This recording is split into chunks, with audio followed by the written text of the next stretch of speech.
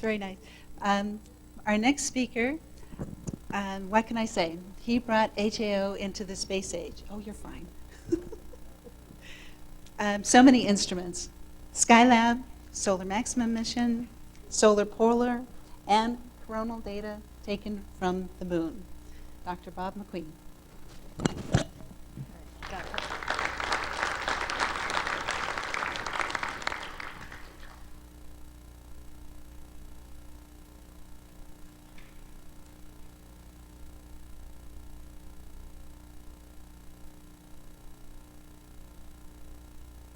Sure.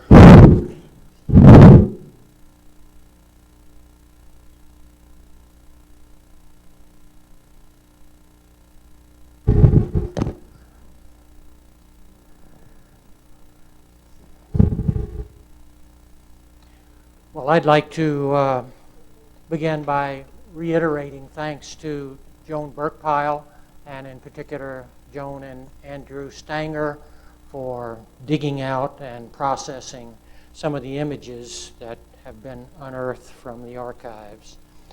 I'm going to give a very personal look at what I call Chapter 2. In Chapter 2, I'm defining as the second 20 years of the life of the observatory. We are relatively familiar with the first 20, the story of Walt and Janet and the evolution of the very young HAO into a relatively stable organization. And that's going to be covered by Tom Bogdan in addition later today. But I want to talk about the second 20 years, Chapter 2. It's going to be personal, and I start off by apologizing for those people that I have forgotten or will leave out in the interest of time. Although, Andy, thank you for giving me extra time. My first contact with HAO was only a year after Andy's, 1962. 53 years ago, I was a very junior member of a small group that came out from what was to be Rhodes College to make the first observations on the large coronagraph that Joe Rush had developed at Climax. And we came out in order to use an infrared spectrograph to search for emission lines in the infrared using that coronagraph. And as I say, I was a very junior member of that.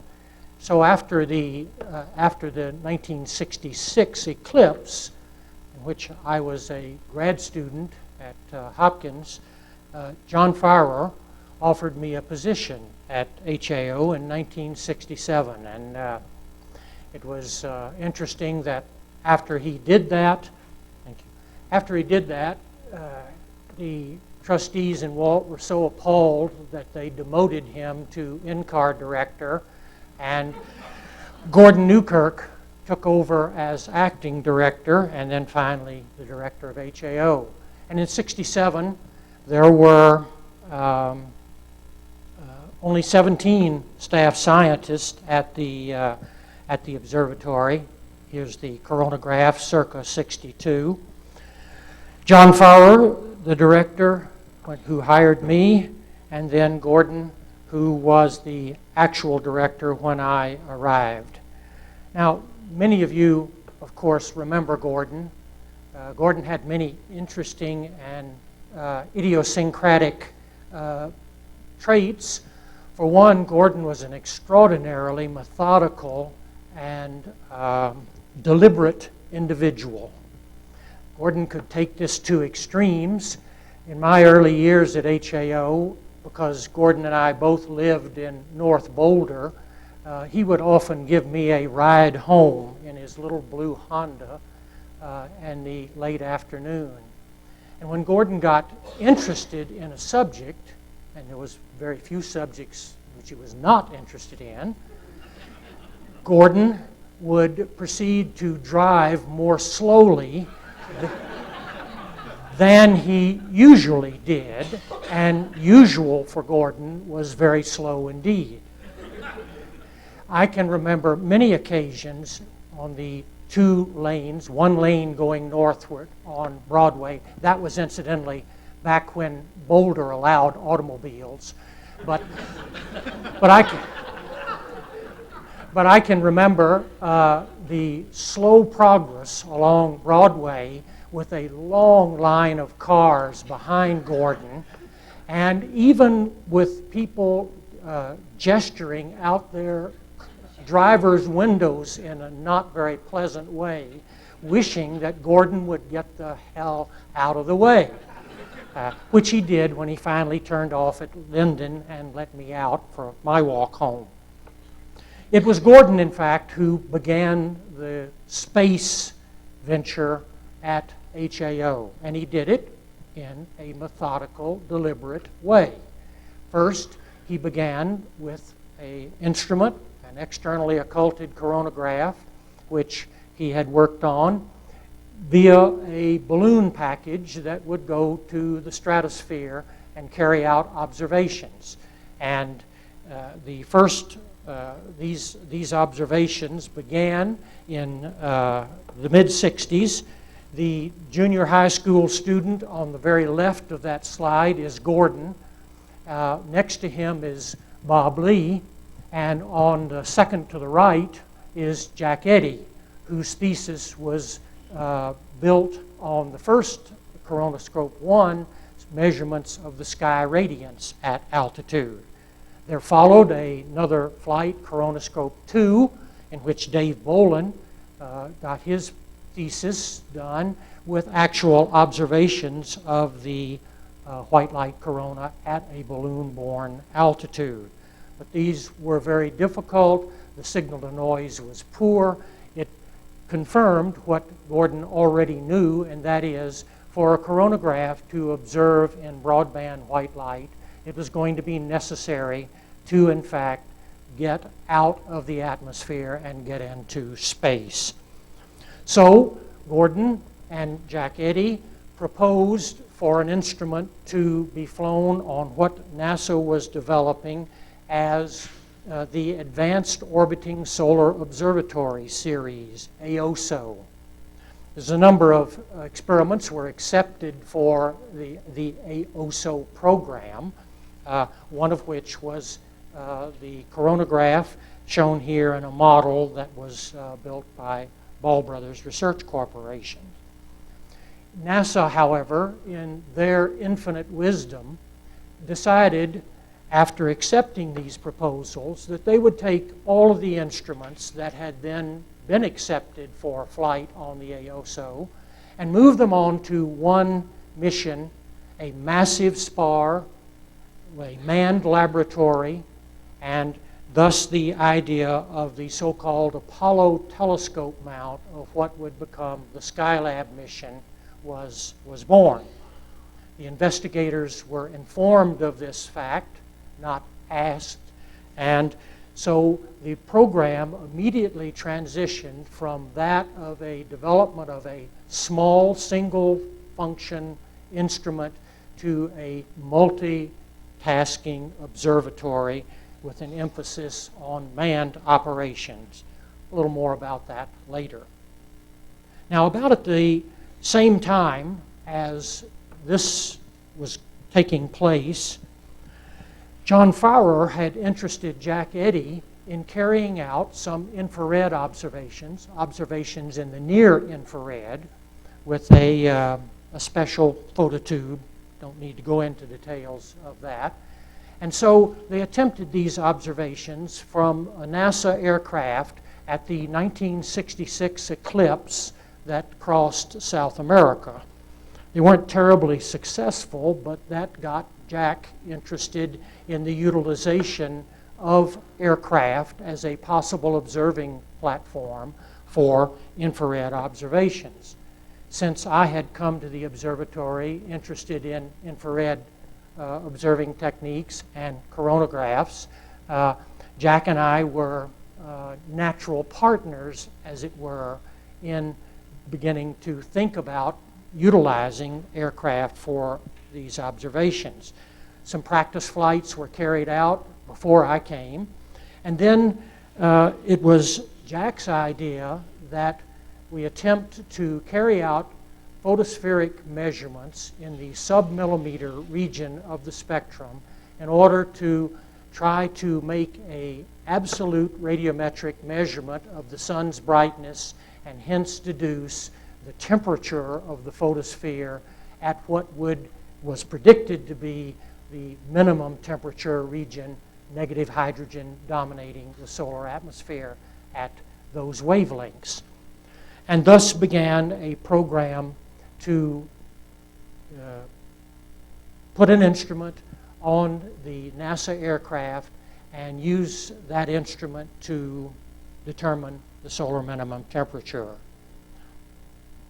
The first flights for, that was the 66 Eclipse instrument, which I forgot. The first flights were in 1968. This is the NASA 990, Convair 990. And we had built a scanning Michelson interferometer, Fourier transform device that was developed and worked on at the HAO instrumentation group.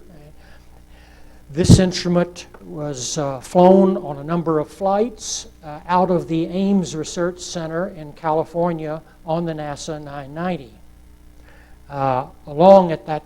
During those flights, there were hiatuses in the subsequent flights. You did not fly every day because the aircraft had to be recycled and pilots rested and so forth. So there were days off. And after the instrumentation was all functioning well, we would typically, we being the group that was out there for these experiments, that included Bob Lee, Howard Hull, Jack Eddy, myself, we would typically go into San Francisco for R&R. And I will always carry the lasting image of Jack Eddy standing on a table in a beer hall with roughly 300 or 400 people leading the crowd in the Navy song while holding a stein of beer aloft and using it as a baton to have everyone sing along. Jack, if you didn't know, was a former naval officer who had gone back to school after his tour of duty.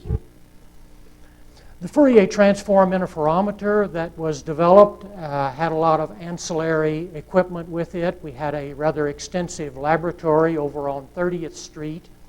A part of the lab equipment was a infrared laser, a far infrared laser, which we had had some help on with personnel at the National Bureau of Standards in constructing, but it worked really well. This laser was an HCN laser, CN being cyanide. So it was composed, the internal filling of the thing had cyanide gas in it. Now, that's not good stuff. So we were very cautious about being around that laser, and we worried about how would we know if the laser leaked. Well, going back to tried and true techniques and remembering what coal miners used to do when they were in the mines, we of course got a canary. And the canary hung up in its cage over the laser, and each morning before we'd go into the lab, we would listen to see that the canary was chirping, and if so, we felt safe to enter the lab and work that day. The far infrared bird was known as furbird, and furbird survived this whole experience.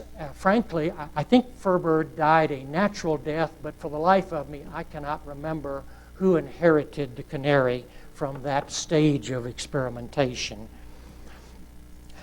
After the aircraft experiments from the NASA aircraft, and with the joining of the group of Bill Mankin and visitors from other observatories, a series of flights were carried out on the NCAR Sabreliner, slightly less commodious, as you can see from this picture. And we carried out a number of flights in the 1970-71 period to, again, study this radiance of the solar disk. The need for the interferometer was a result of the fact that even above aircraft altitudes, there's a substantial absorption spectrum due to constituents in the atmosphere above the aircraft.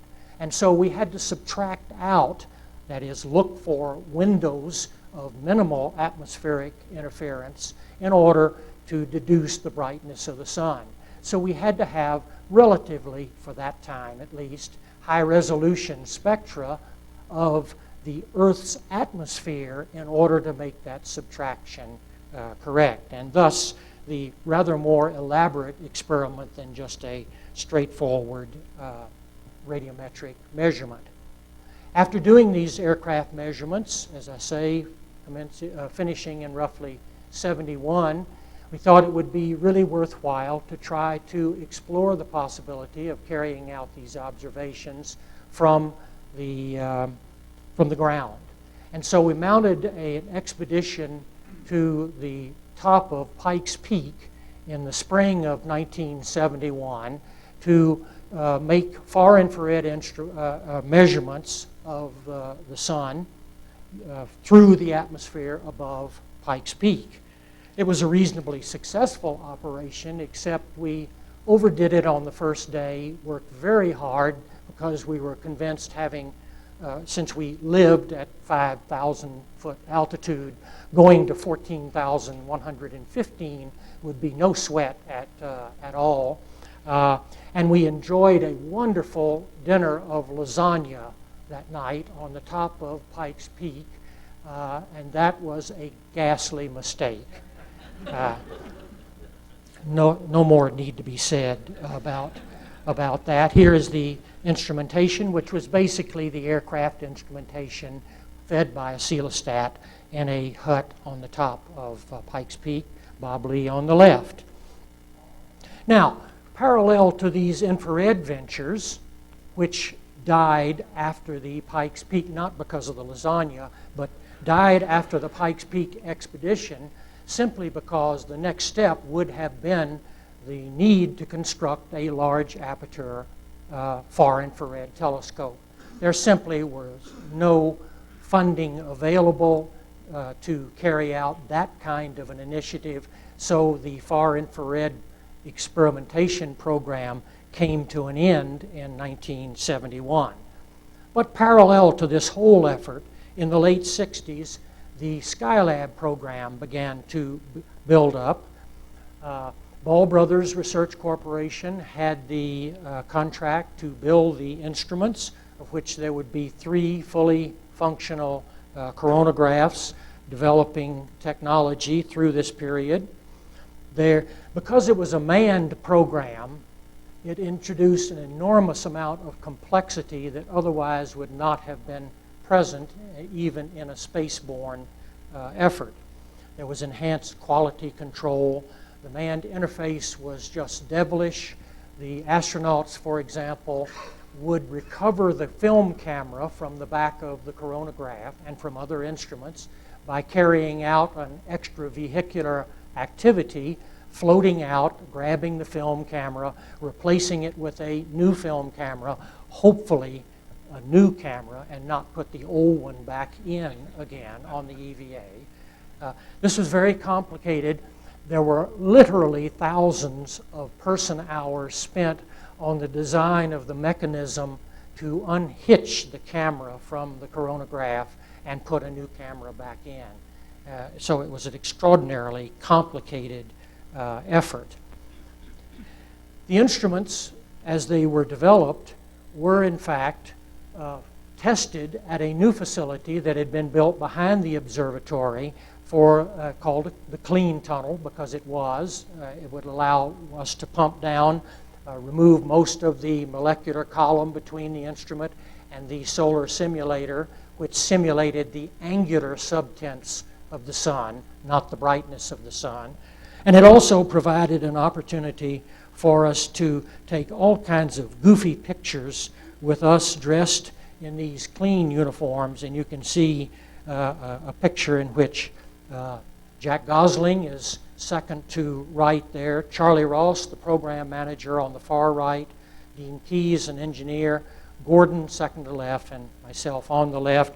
I have no idea what caused such hilarity for this picture. As this instrument developed and the mission planning began, we had to remember that there were 6 large instruments on this single spar on the Apollo telescope mount. Every one of these instruments had differing pointing requirements. And so there was the potential chaos of trying to accommodate all the experiment's needs and goals in carrying out observations in orbit. So it was necessary, in fact, forced upon us, that there be developed joint observing programs for all these instruments to work in concert with one another and to accommodate different pointing changes when some instruments could work and others could not.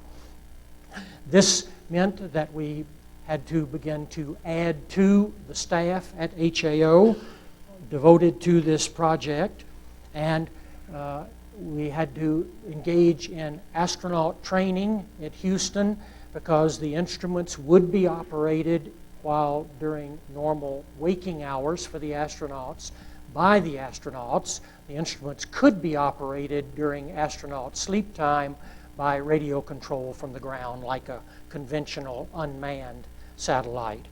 But it was all enormously complicated. Most of the staff grew to a rather significant size. Here's a cross-section of people and a cross-section of a mock-up of the Apollo telescope mount that was outside the Mesa building for some period of time. So that effort began to get larger and larger, with NASA pouring unlimited funds, seemingly, into the program and encouraging all of the experiment teams to staff up. But in the midst of all of these positive events, in the silver cloud there began to be a dark lining. And the dark lining, as it usually is, was funding. Not on the part of NASA for this project, but on the part of NSF for the general support of NCAR and HAO. By 1971, these things were really a big deal. And there were several issues. First of all, the bureaucrats at both NCAR and NASA were concerned about the rise of the special project funded staff as opposed to the decline of the NSF funded staff at HAO. So there were tensions associated with that. Secondly, and most importantly, as the NSF funding decreased, there became a real pitting of universities and NCAR as to how the limited funds that were available. Does this sound familiar? As to how the limited funds that were available would be dispersed between universities and NCAR. And this was the first real experience in a limited funding situation that was had by NCAR and NSF. The pitting of the universities and NCAR could be roughly explained by this diagram of the Orwellian pigs that I've drawn here. These two pigs are one happy and the other unhappy. The university pig, who's a little more old and grizzled at the top, has only coins in front of him, while the young, fat NCAR pig in the foreground is about to feast on dollar bills. Well, this would be the view that one could, in a very crude sense, and that's my way I like to do it, is the situation between universities and NCAR at this time.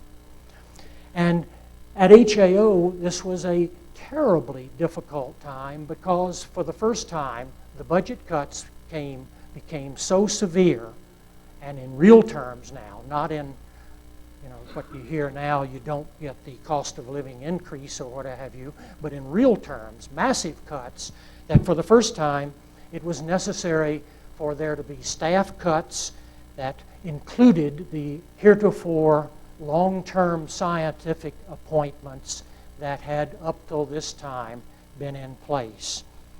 Gordon, as director, had to make these terrible decisions. It was a very, very difficult time for him, for all of NCAR, and for the, in particular, for the HAO staff as this occurred. Not only did staff have to be released, but Climax had to be closed in order to survive these budget cuts. So in 1972, these terrible things were going about.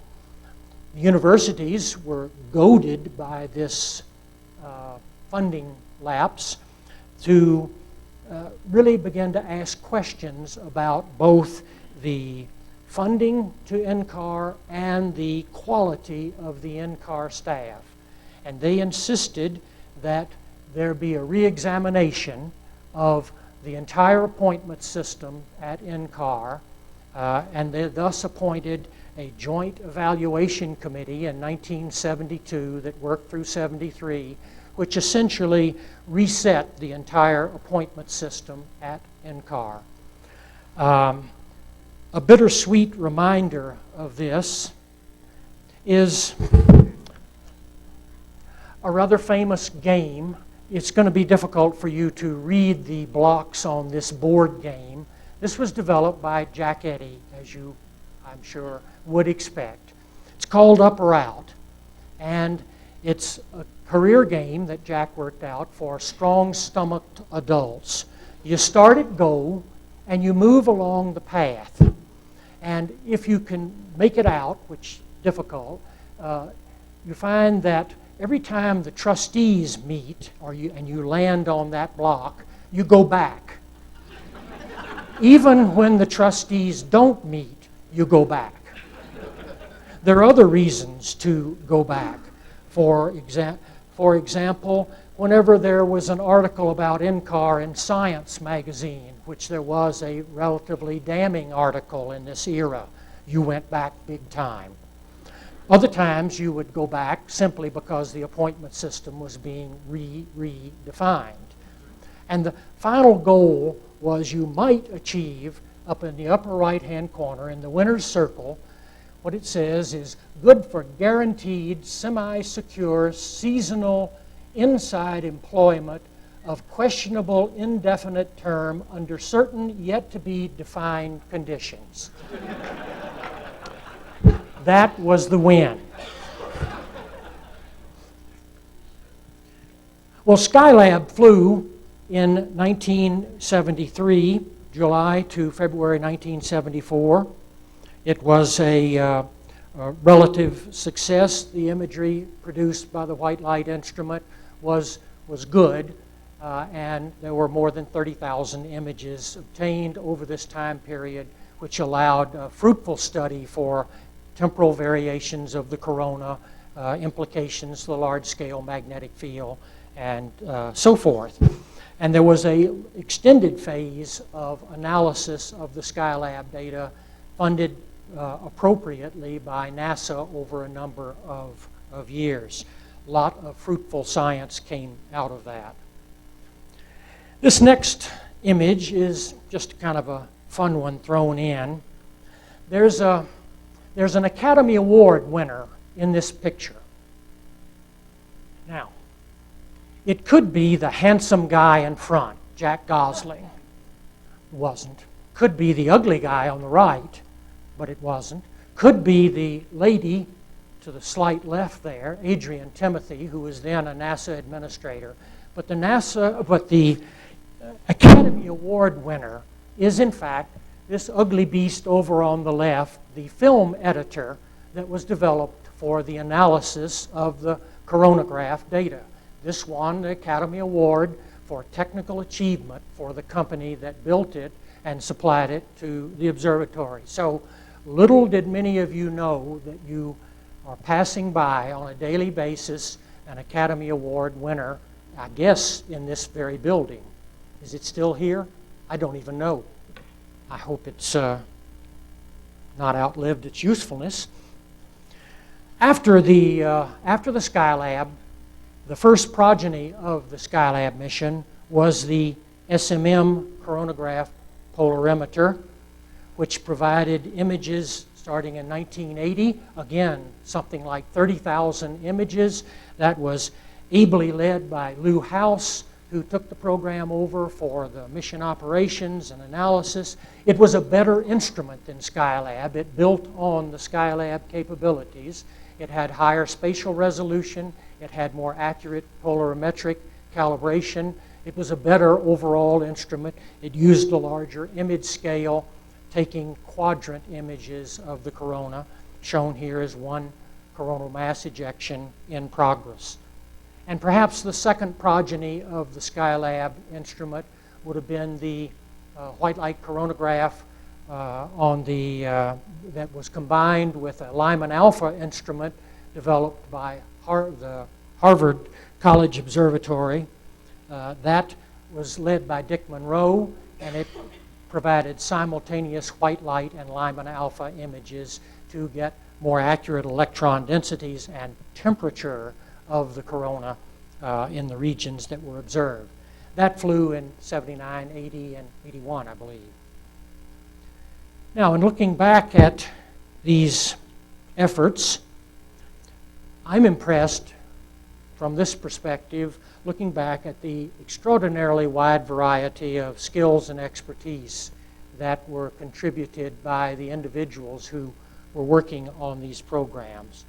And this was a remarkable set of individuals that brought all these efforts together. And for me, at least personally, the individuals epitomize what I think of as the HAO staff and the quality that's here. So I put together a small list of the people that, in my estimation, are the Academy Award winners in terms of their quality and contribution to the observatory. There's Gordon. Gordon was a terrific mentor and friend to me.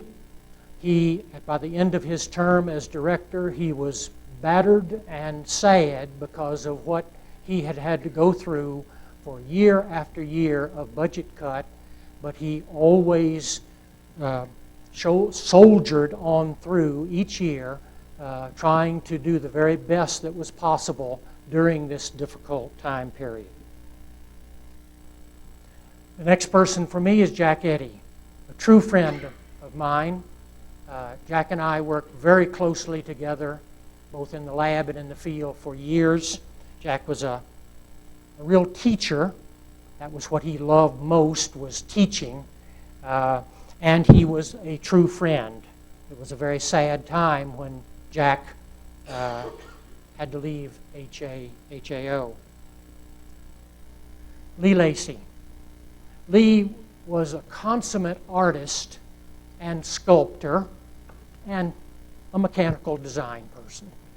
But he was truly an artist. I don't know how many people ever were in his home and saw the sculptures that Lee had done. They were wonderful. He was an artist both in metalwork, but in terms of using his own hands. He was also a fine painter. All these things you could see in his work that he turned out at HAO. And he was a masterful leader of the instrumentation effort, the mechanical shops and the like, for years and years. Bob Lee, here carrying out a very detailed electronic application. Here he is on site in Mexico. You've already seen Bob Lee's name pop up. Bob was largely a self-taught individual in electronics. He did not have degrees and so forth. He was the lead engineer at HAO, electronic engineer for years. Bob had had a wide range of experiences. Probably the worst experiences that he had was as a radio operator in the Merchant Marine in World War II. Bob stood on his ship in a convoy in the North Atlantic and saw two of his Merchant Marine fellow ships go down with torpedoes by the Germans while transiting the Atlantic. But a wonderful person and an extraordinarily gifted engineer who truly understood what he was doing. Bob could tell you, if you pressed him, all the science that you ever needed to know about what you thought you were doing. And finally, Keith Watson. Keith has been a friend for years and years. First met him in 1962 as the chief observer at Climax. Keith came down to the observatory after Climax closed. He became division administrator. Keith was always a calm and rational individual, a steady influence as we worked our way through budget cuts and other travails of administration and the like, but a true friend and confidant over the years. So when we celebrate an anniversary of an organization, we're not really celebrating the anniversary of an organization. What we're really celebrating, and Scott has already mentioned that, what we're really doing is celebrating the accomplishments of all the people who have contributed to the efforts of the organization. We're not celebrating an administrative structure. So I'd like to say, from my perspective, and I think from most of our perspectives, thank you and happy anniversary to all of the past and present HAO staff. You deserve it.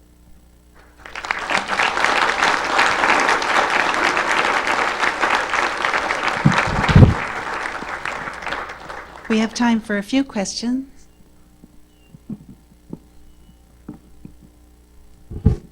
Just a quick comment about Bob Lee and his abilities. Whenever we were working on the airborne experiments, whenever we had a very difficult experimental problem, something wasn't working right or we couldn't figure out how to do something, the rest of us, we'd figure out some way to decide it was really an electronic problem. And that was considered equivalent to solving it because that meant it was Bob's problem and he'd take care of it. Very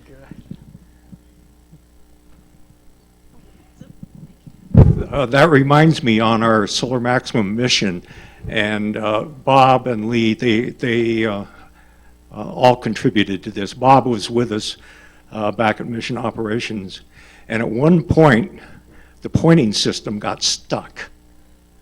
You couldn't change the pointing system on the coronagraph, and Bob Lee came up with a unique solution. Slam bang it against each side, and it worked. Kick it.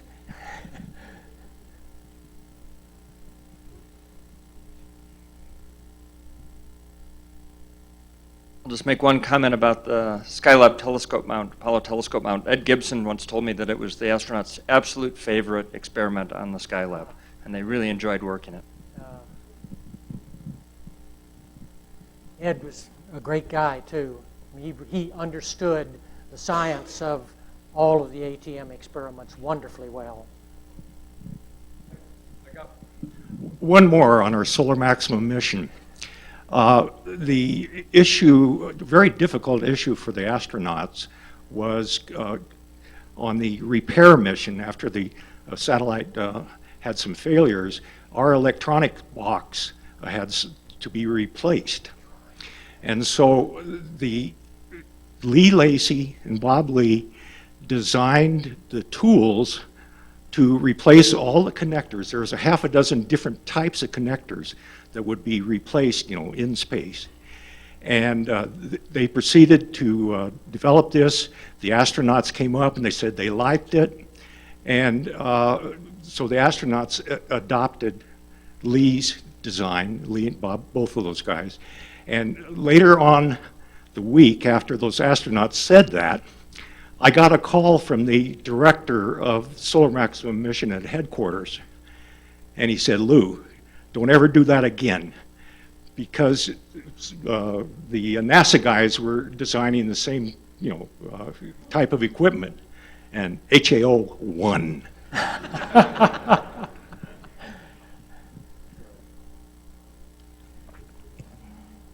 Let's thank our speaker again. Thank you very much, Bob.